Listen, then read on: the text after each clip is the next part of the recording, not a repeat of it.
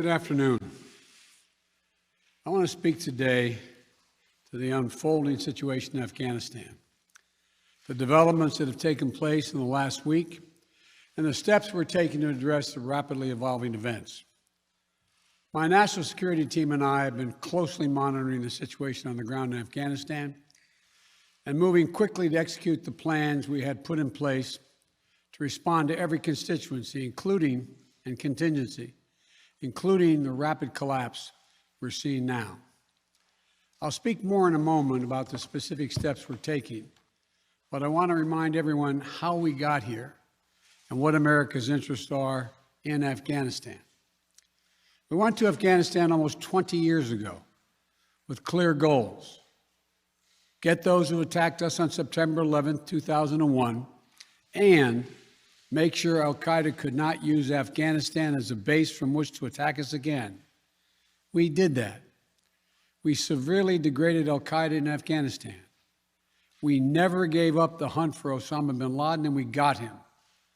That was a decade ago. Our mission in Afghanistan was never supposed to have been nation building. It was never supposed to be creating a unified, centralized democracy. Our only vital national interest in Afghanistan remains today what it has always been: preventing a terrorist attack on America's homeland. I've argued for many years that our mission should be narrowly focused on counterterrorism, not counterinsurgency or nation building. That's why I opposed the surge when it was proposed in 2009 when I was vice president. And that's why, as president, I'm adamant that we focus on the threats we face today in 2021, not yesterday's threats. Today, the terrorist threat has metastasized well beyond Afghanistan.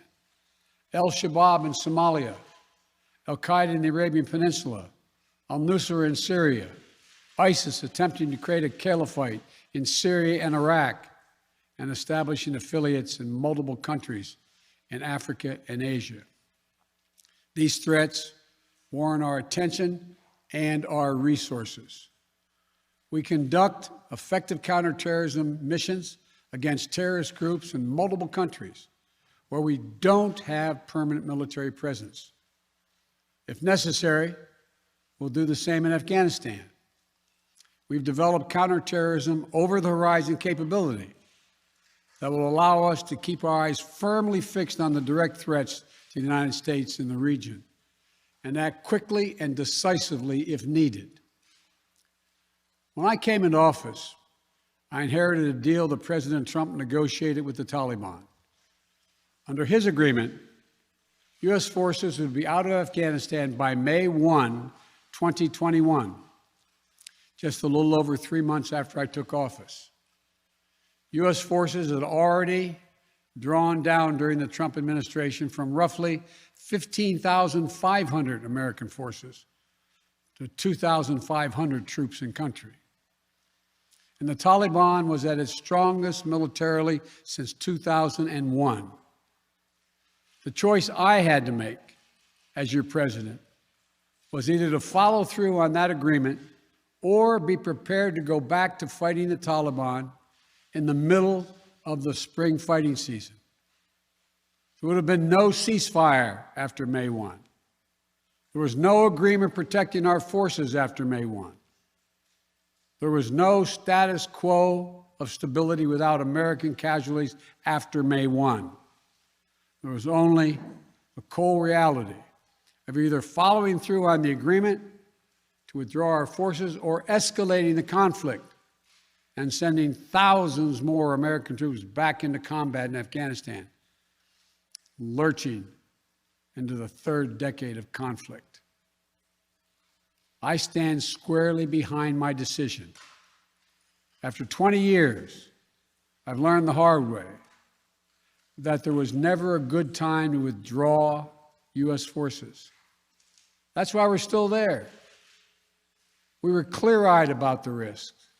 We planned for every contingency, but I always promised the American people that I would be straight with you. The truth is, this did unfold more quickly than we had anticipated. So what's happened? Afghanistan political leaders gave up and fled the country. The Afghan military collapsed, sometime without trying to fight. If anything, the developments of the past week reinforced that ending U.S. military involvement in Afghanistan now was the right decision.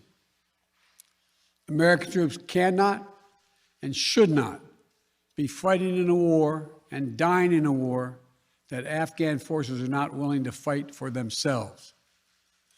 We spent over $1 trillion. We trained and equipped an Afghan military force with some 300,000 strong, incredibly well equipped, a force larger in size than the militaries of many of our NATO allies. We gave them every tool they could need. We paid their salaries, provided for the maintenance of their Air Force, something the Taliban doesn't have. Taliban does not have an Air Force. We provided close air support.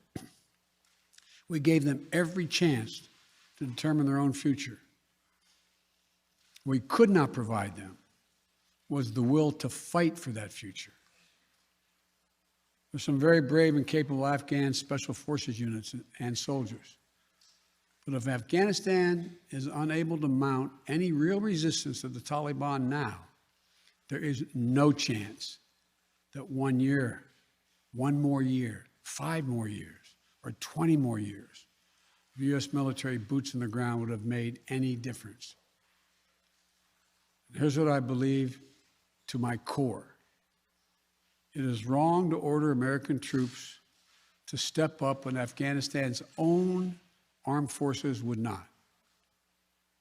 If the political leaders of Afghanistan were unable to come together for the good of their people, unable to negotiate for the future of their country when the chips were down, they would never have done so while U.S. troops remained in Afghanistan, bearing the brunt of the fighting for them. And our true strategic competitors, China and Russia, would love nothing more than the United States to continue to funnel billions of dollars in resources and attention into stabilizing Afghanistan indefinitely.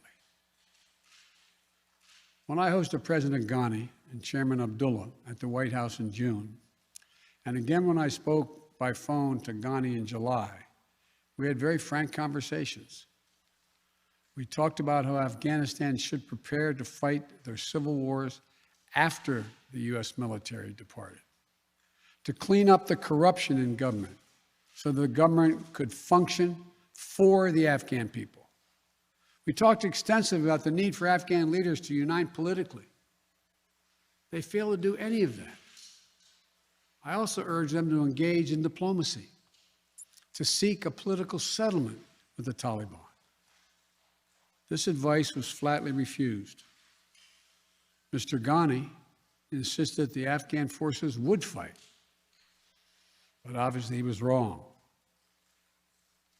So I'm left again to ask of those who argue that we should stay, how many more generations of America's daughters and sons would you have me send to fight Afghanistan's civil war when Afghan troops will not? How many more lives, American lives, is it worth? How many endless rows of headstones at Arlington National Cemetery? I'm clear on my answer. I will not repeat the mistakes we've made in the past. Mistake of staying and fighting indefinitely in a conflict that is not in the national interest of the United States, of doubling down on a civil war in a foreign country, of attempting to remake a country through the endless military deployments of U.S. forces. Those are the mistakes we cannot continue to repeat because we have significant vital interest in the world that we cannot afford to ignore. I also want to acknowledge how painful this is to so many of us. The scenes we're seeing in Afghanistan, they're gut-wrenching, particularly for our veterans, our diplomats, humanitarian workers, for anyone who has spent time on the ground working to support the Afghan people. for those who have lost loved ones in Afghanistan, and for Americans who have fought and served in the country, serve our country in Afghanistan. This is deeply, deeply personal. It is for me as well. I've worked on these issues as long as anyone.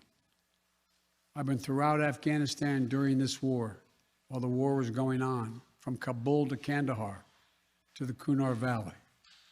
I've traveled there on 4 different occasions. I met with the people. I've spoken to the leaders. I spent time with our troops. And I came to understand firsthand what was and was not possible in Afghanistan. So now we're focused on what is possible. We will continue to support the Afghan people.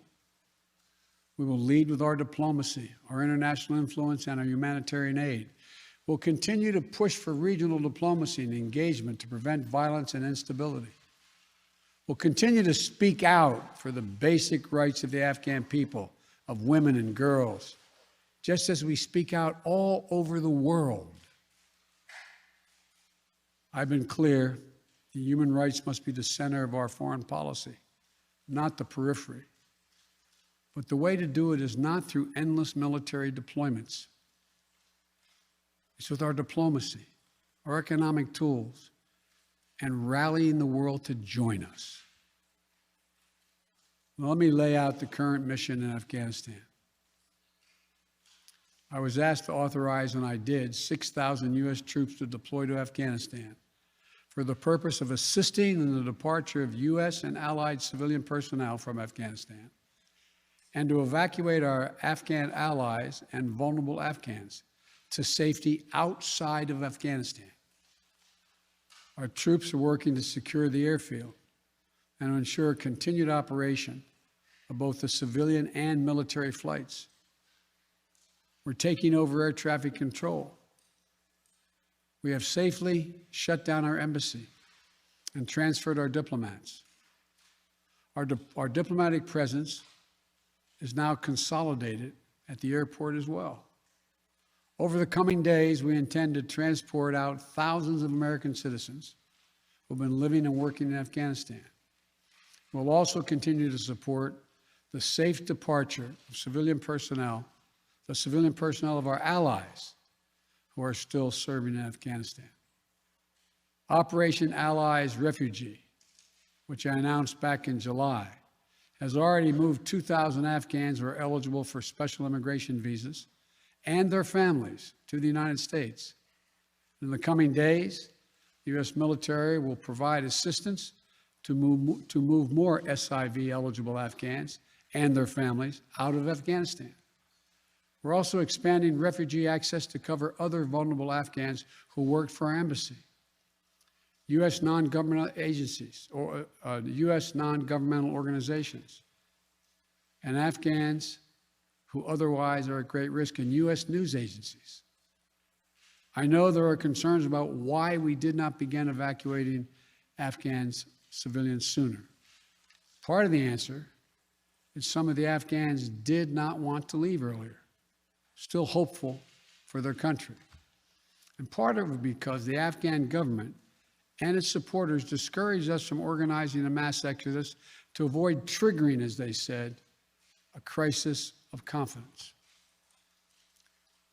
American troops are performing this mission as professionally and as effectively as they always do, but it is not without risks.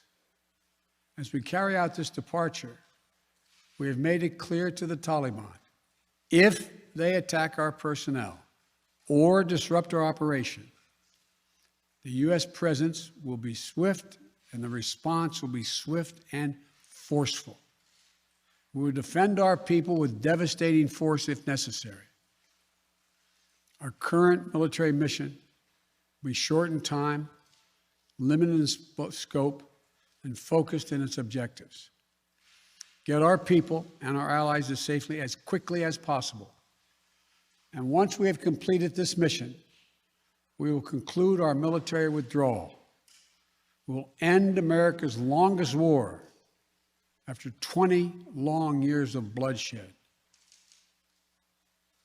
The events we're seeing now are sadly proof that no amount of military force would ever deliver a stable, united, secure Afghanistan, as known in history as the graveyard of empires. What's happening now could just as easily happen 5 years ago or 15 years in the future. You have to be honest.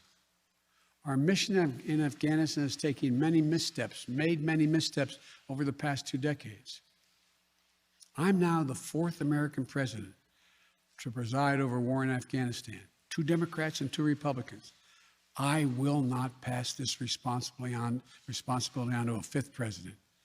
I will not mislead the American people by claiming that just a little more time in Afghanistan will make all the difference. Nor will I shrink from my share of responsibility for where we are today and how we must move forward from here. I am President of the United States of America, and the buck stops with me. I'm deeply saddened by the facts we now face. But I do not regret my decision to end America's warfighting in Afghanistan and maintain a laser focus on our counterterrorism missions there and other parts of the world.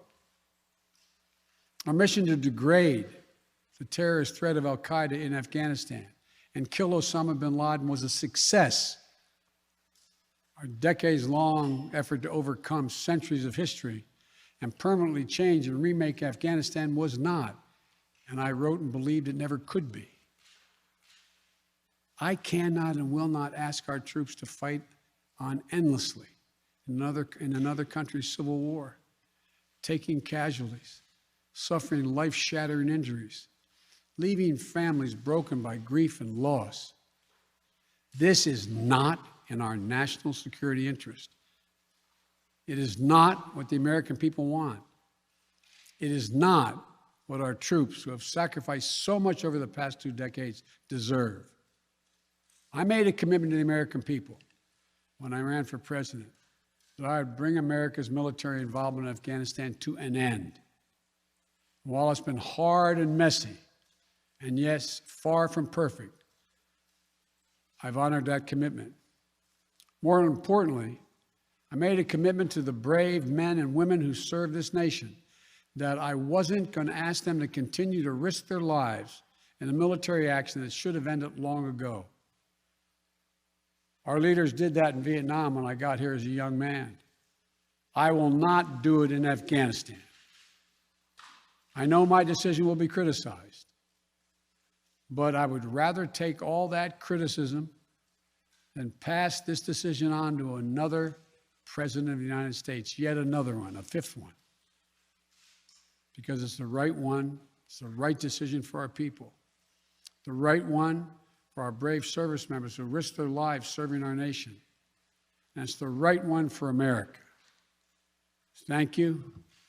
May God protect our troops, our diplomats, and all brave Americans serving in harm's way.